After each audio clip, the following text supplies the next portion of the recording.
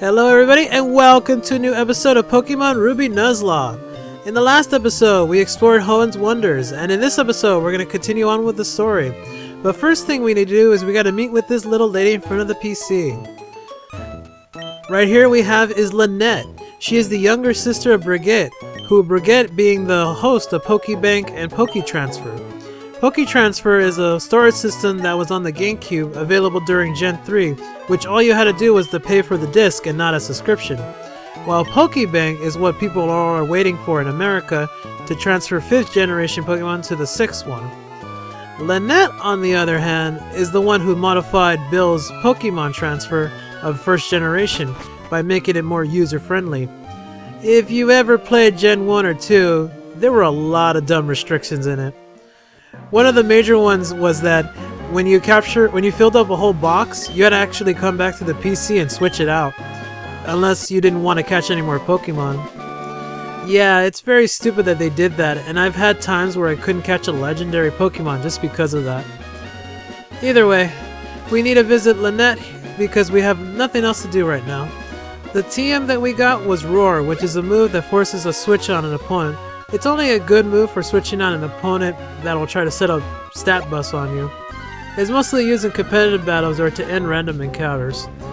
Speaking of which, we have here is Swablu. This Pokemon is decent on stats but has one advantage, which is that it evolves into a dragon type Pokemon.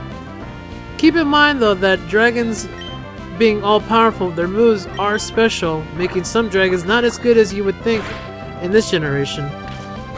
I would love to get this Pokemon, but yeah, I got a critical hit right there. Oh well, I seem to have a good team anyways. Swablu is too high maintenance anyways, as are most dragon Pokemon. The trend is that dragon Pokemon tend to be really weak and require a lot of experience, and only become very powerful once they reach their final evolution. But with that, we're here at Lynette's place. Holy moly! All the Pokemon go through here? I heard Genius's places are messy, but this is ridiculous. I see a desk, but no bed. She has a room for 6 computers, but no room for a place to sleep. She probably sleeps at the Pokemon Center when she exhausts herself. I am a bit curious as to where she got the doll that she just gave me comes from. A messy room and a bunch of dolls. Definitely the tale of a female college student, in my opinion. Anyways, now that we're done, our next stop is south of here, which is Meteor Falls. I can catch a Pokemon there, but if I repel and come back later, I can find something better. Some areas of the cave require an HM move that I don't have right now, and going there later would be best so I can get something there. I think near the entrance you'll mainly find Zubats, which are good Pokemon, but I have a more personal reason for not wanting one. Let's just say during a practice run of another Nuzlocke, I ended up getting about 3 Zubats. Now that we're here in Meteor Falls, you're gonna find some shady business coming down here.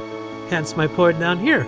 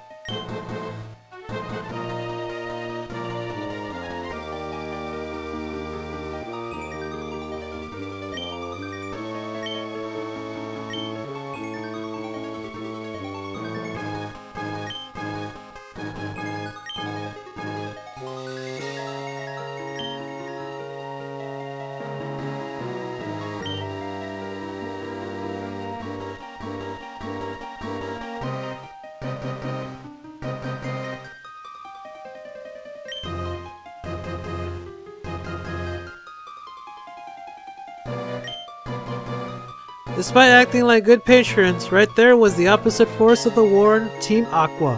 It is a team of scurvy dogs like Magma that are obsessed with the sea instead of land.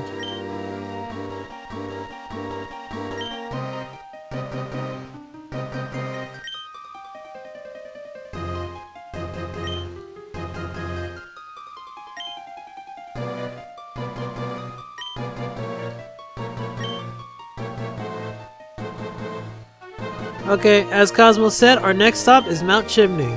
So I'm gonna cut right here and I'll see you there in 2 shakes of a tail whip.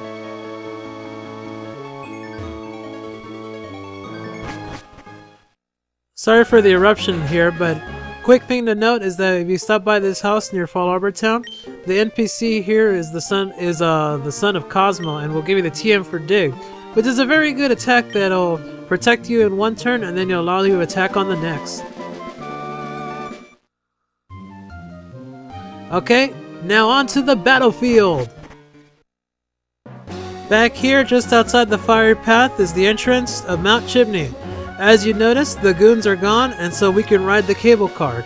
I recommend having your Pokemon be around level 24, as you will be in a few fights here after riding the cable car. The Pokemon you'll run into is mainly Poochyena, Zubats, and Nummels. So have something ready for those 3.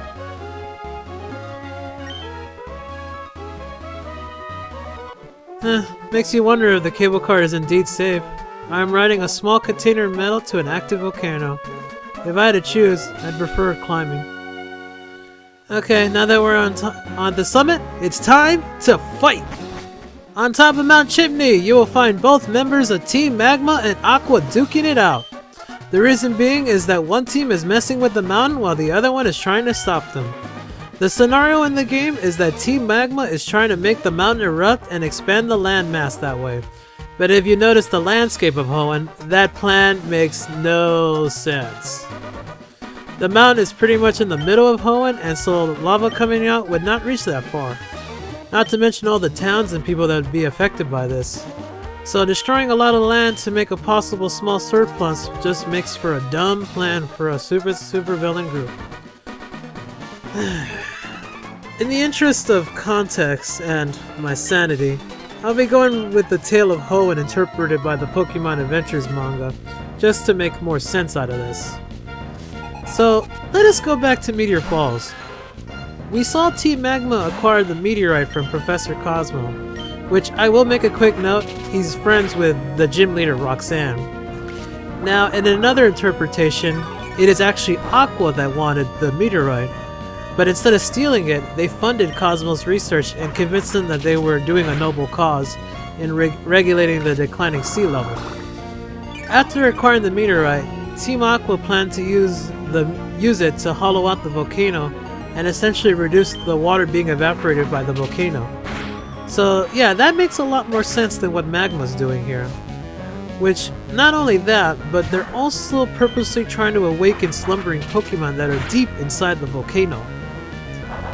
During this scenario, Gym Leader Flannery, which, sorry, but spoiler alert, is the next gym leader, tried to stop Team Aqua but failed. Afterwards, a Team Magma member came by to fix the mountain, but only temporarily. This ends up being the reason why Flannery is siding with Team Magma.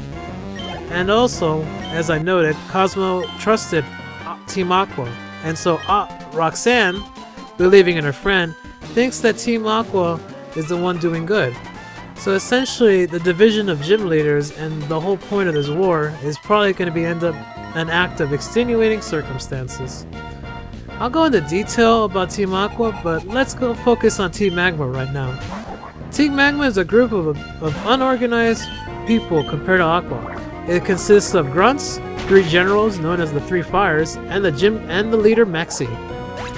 The 3 Fires are experienced trainers that act on their own to accomplish their orders from Maxi. They really don't respect Maxi, but instead follow him simply because of his strength and by sharing the same goal. Interesting fact is that they relay information using a lighter called Memory Fire. So the idea seems very mysterious and makes me think that they're more of a native tribe, but that's my opinion. The one we're battling here is Tabitha, or Mitch, depending on which you want to go with. His specialty is to be direct and aggressive in battle. This is the admin that actually temporarily restarted the volcano and essentially swayed Flannery.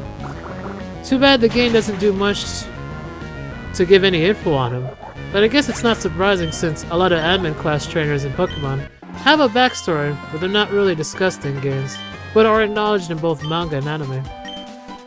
At least leading to this stuff makes but interesting.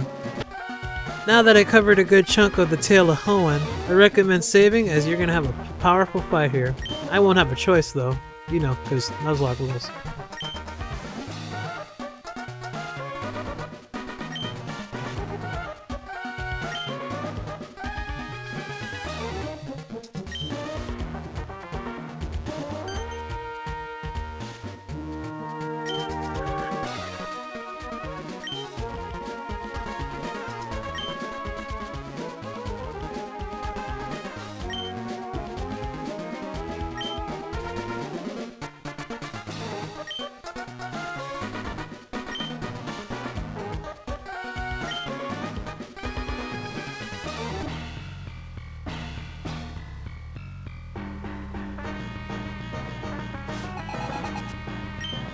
And right here is a battle with Team Leader Magma, Maxi. I told you I'd come back and destroy you, Maxi.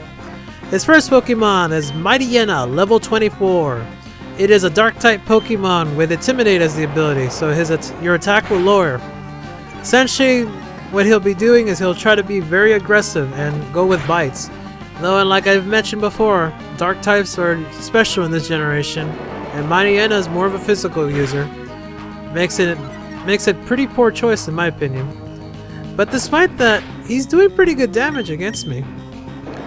I'm trying to essentially trying to sweep his team as best as I can, but as you notice, he doesn't take it easy. At this point, I like to play it safe and just heal. Unfortunately, Maxi thought the same thing. So, we just ended up going back to square one. I'd figured since my attack was lowered, I'd switch up with Water Gun, but it doesn't seem to be much change. And then Maxi decides to be cheap and go with the Sand attack. Hey, he just loves to make it hard for me. Either way, thankfully, I didn't get a miss throughout this whole little struggle. Maxi's second Pokemon is Golbat. And right here, since I've had so many buff stat losses, I switched with Robin. And oh my... whatever. I made a bad play here. I almost lost Robin that way. I just figured, you know what? Screw it. I'm just going with my strongest guy. I definitely came into this fight not high enough level. I mean, most of my team can't even take a hit from these guys. Anyways, second Pokemon is Golbat. Essentially what it does is that he's going to use Wing Attack and do stuff to confuse you, and essentially just trying to be aggressive. Not much to say about him. He does do a lot of damage though.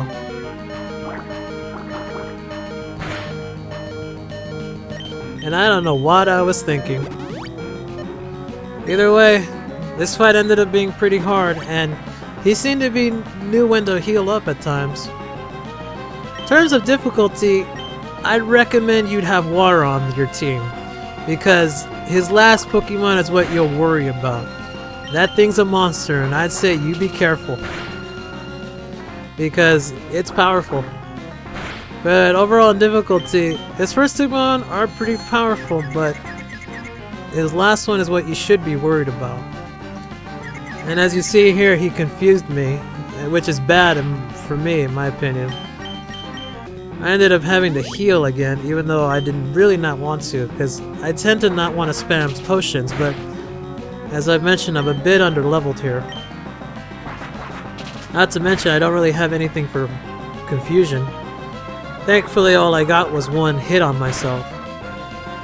And now with the final hit, this ended up being way too close. Look at that. 1 HP I survived. Yeesh. And then for his last Pokemon is Camerupt. This guy is powerful, and I would not mess around with it. The only thing I will say though is that he's 4 times weak with water, so you better have water ready. If not, he's going to be using powerful ground moves such as Magnitude and powerful flame attacks. He's all power but not much on defense. And frankly, I almost took him out with 1 water gun, but I guess he had just as much luck as me and survived with 1 HP. But I have a whole team.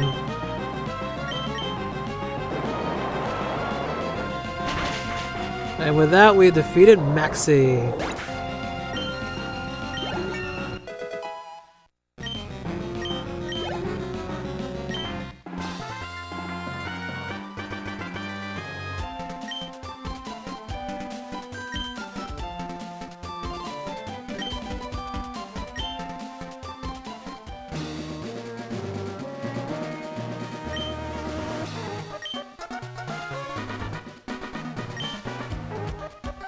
He tries to act nonchalant and say whatever.